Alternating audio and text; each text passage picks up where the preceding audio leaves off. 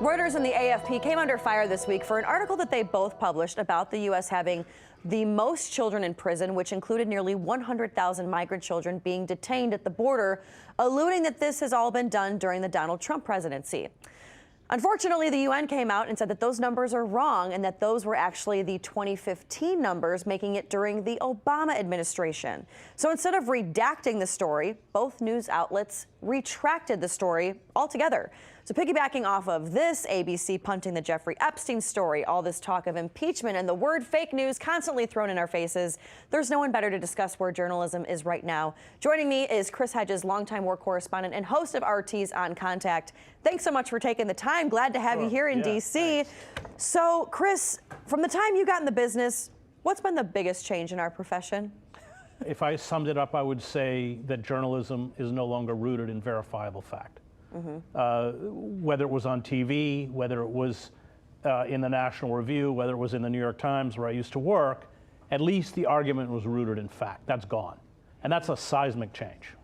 When did you notice that shift happening in journalism? I mean, is there a moment? Was there an event? Was there, what started it all? So the economic model, especially for newsprint, began to crumble with the arrival of the internet. 40% of revenue from newspapers came from classified ads. So almost 50% of your revenue disappears. Then as the internet becomes more sophisticated through algorithms,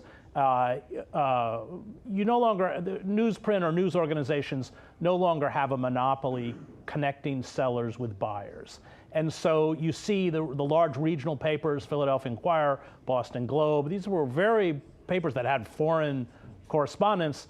They're diminished, anemic would not be too harsh a word, and the business began to change. And I think it was driven by economics. You had large corporations buying up, especially electronic media.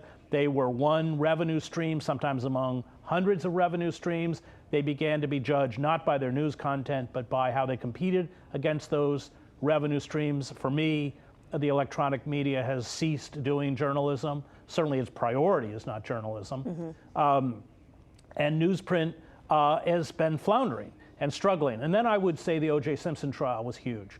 Because, really? Yes, because that got outsized media attention even by the New York Times. It was this soap opera, this reality television, although of course it was a courtroom drama, but that's what it was. And you saw a shift, especially in the electronic media, towards those kinds of ongoing narratives. Look, we had 2 years of the Mueller report and Russiagate, where, according to CNN and all of these networks, Mueller was going to charge in the White House and lead Trump out in handcuffs, and all of which was. And now, of course, we've got the Ukraine and the. They need those kind of ongoing soap operas, that ongoing reality, and that's why. And Trump played it very well in 2016. In fact, he was better at it than any of the other candidates. And there is this kind of love-hate relationship with Trump because Trump makes them a lot of money. So I'm talking about the electronic media. Right. But the New York Times, its tone has changed since I worked there. The way I mean, for instance, we never could call anyone a liar. It was almost this Byzantine court code. So you would say if someone claimed something, it meant that it was a lie. That's all out the window. There's a snarkier tone to it.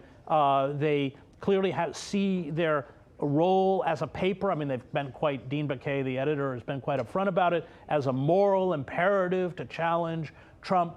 There's been, and I began as a reporter in El Salvador in the early 1980s. It's almost unrecognizable, the profession, from when I began. And you had, when the news started changing, where it became to, instead of being, it went from that to be first, then rather to be right.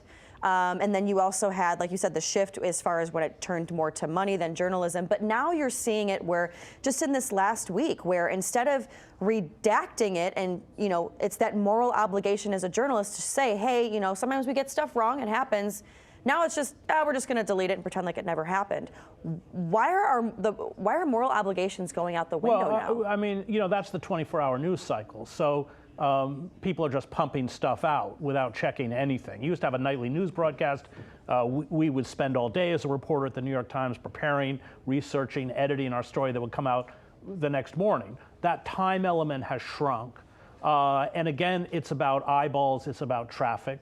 And with that has become this obsessiveness about speed, which, as you correctly point out with your question, has essentially shattered that moral imperative to be careful and to be right.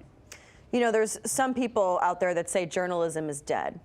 Is it dead? Can it be saved? How can we save it? What do you think? Journalism is in serious trouble, maybe even on life support. There are people who still do journalism. You as being one of them. But you're pushed to the margins. And, you know, I worry, especially about investigative journalism, which is a skill that takes some time to hone. And it's so, yeah, I mean, we've replaced, I would say, especially on the commercial electronic media, journalism with info entertainment. There's very little journalism done. If we look at the core of journalism being about amplifying and lifting up the voices who without us would not have a voice. Because it's not commercially viable to talk about half the country living in near poverty or poverty, we get these endless chattering courtiers about, well, now in the middle of the impeachment, but before it was the Mueller report, you know, but it doesn't have anything to do. It's completely disconnected with the lives of at this point, the average citizen. And their voices are not being reflected in the commercial media because it doesn't drive viewership and it's not entertaining. And so, yeah, I'm extremely worried about a profession that I've spent my life in and that I care deeply about and that I think is vital to an open society. Yeah, there's no difference anymore between fact and opinion, and that wall has been shattered, and you know that characterizes the information systems of totalitarian societies. And Chris, you know, as a consumer, you know, they're going to be asking, who can I trust? Can I trust them? Can anybody out there be trusted that says they're part of the media?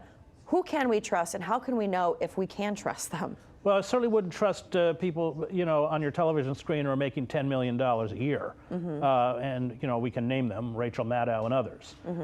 There are great journalists out there. Matt Taibbi, I think, is a very fine journalist. Max Blumenthal, there are others. But they are on the margins, on the fringes of the media landscape, because they are not going to be backed by commercial or corporate interests. So yes, they are still there, but they're not there in great number, and they're not given the kind of prominence they should. Awesome. Well, Chris Hedges, host of On Contact, a longtime war correspondent, thank you so much for your input. It's been an honor to have you here and to sit and talk with you here in D.C., and we hope you enjoy the rest of your trip. Thanks so much for talking to us. Thanks for having me. Yeah.